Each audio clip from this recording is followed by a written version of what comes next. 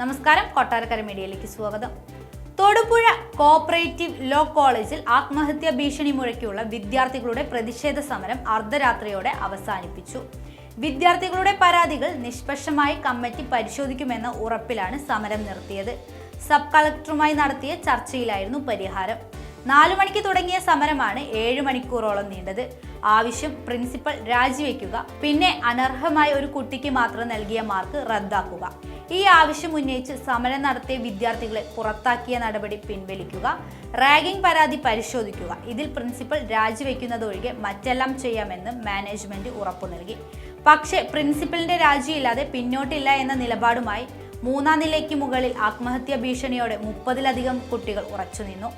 DYSP മുതൽ തഹസിൽദാർ വരെ എത്തി പരിഹരിക്കാൻ ശ്രമിച്ചെങ്കിലും ഒന്നും നടന്നില്ല. ഒടുവിൽ രാത്രി 10 മണിയോടെ ഡീൻ ക്യൂരിക്കോസും സബ് കളക്ടർ അരുൺ എസ് നായരും എത്തി കുട്ടികളുമായി ചർച്ച നടത്തി.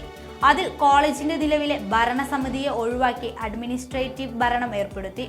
അഡ്മിനിസ്ട്രേറ്റീവ് ഭരണത്തിൽ മാനേജ്മെന്റും അധ്യാപകരും ചെയ്ത ക്രമക്കേടുകൾ അന്വേഷിക്കുമെന്നാണ് കുട്ടികൾക്ക് നൽകിയിരിക്കുന്ന ഉറപ്പ്.